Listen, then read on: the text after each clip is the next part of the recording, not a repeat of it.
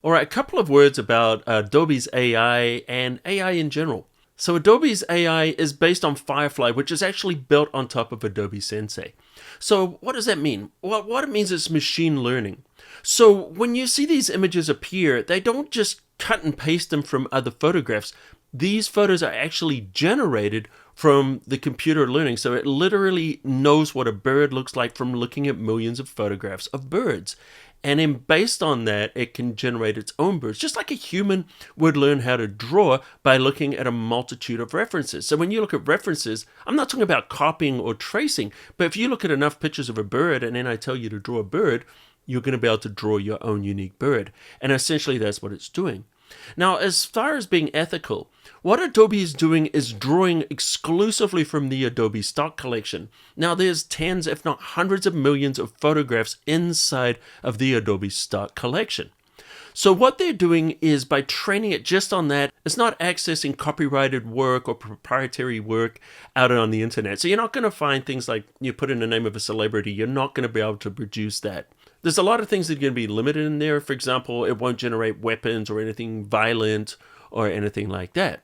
So Adobe's plan is to actually compensate the contributors from Adobe stock. So they're not just freeloading the images, they're actually going to be paying them some kind of a royalty or however they figure that out. And a big question I get asked from people is AI going to put us out of work? Is this the end? Does that mean that, photography is dead? Creativity is dead?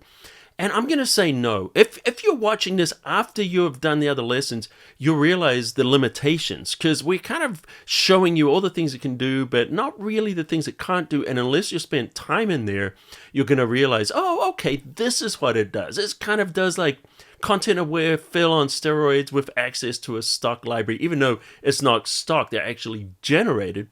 But you'll realize, okay, there's some things it can do really well, but generative fill isn't going to do everything. For example, photographs. All the photos here that we're starting with are photos that I shot, and some of these were just random photos I shot. Other ones were staged photos, for example, with the models, where they're putting on costumes, we're setting up lighting, we've got a particular model, there's a particular expression or look, or, whatever, there's that whole side of it. So you're still going to be using models. And then, when it comes to things like clothing, yes, we can generate clothing, but there's going to be a lot of times where people want to wear specific clothing. So we're not going to be generating all the clothes in the AI. For example, fashion designers are going to want models to wear their clothing, their designs.